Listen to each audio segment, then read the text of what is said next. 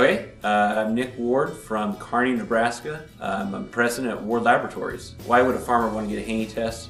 I think it's really because they're trying to look at a new way to manage their system.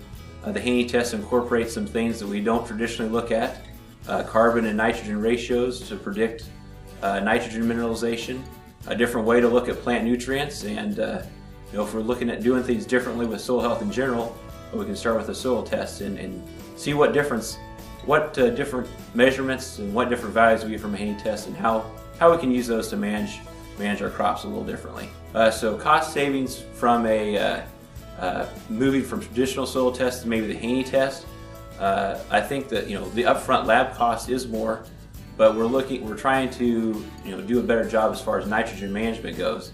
And I think being able to reduce that fertilizer dollar is really where the big the big impact can come from.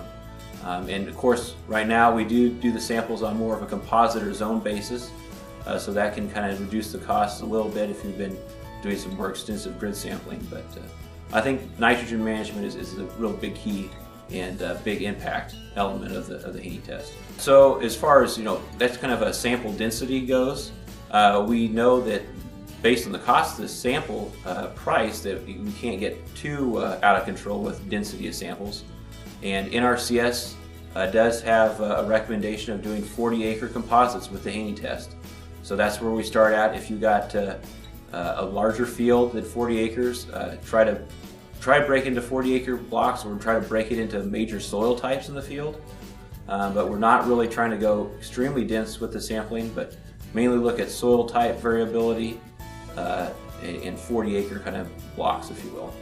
When people are out taking samples and you got high clay content soil, the soil probe tends to get pretty sticky, and it just takes a lot of work, and it's hard on the fingers pushing the cores out. A lot of farmers or dealers use WD-40. We know that has carbon in it, and we're looking at carbon in the Haney test. So silicone spray would be another great lubricant that won't have carbon in it. So you can still run the Haney test and a lot of other variety of tests without that potential complicating factor, if you will, from that lubricant. I was able to share quite a bit, but I'd just like to press upon people that there's always more information, more resources on the internet. We have a lot of good information on our website, but it's always just good to research everything.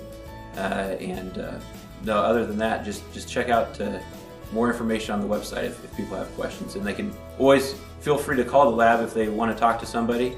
If you still have something further you want to talk about, we're always available with a phone call. Yeah, so I think some of the best questions were mainly what's the difference between a traditional test and the Haney test, and why should we be looking at the Haney test? And I think once again I go back to that nitrogen thing. When we're looking to manage crops differently, we know nitrogen is one of our largest fertilizer inputs from a dollar side and pounds applied. So if we can better manage that one input, then we could really make a difference on costs. And if that's going to help improve, make soil health, reduce environmental impact, maybe that's a great reason to be using the Haney test. Yeah, I think we got a great program here. A lot of familiar speakers that have a lot of background and knowledge. They've been doing it for a long time, as far as on their own farms or consulting with farmers.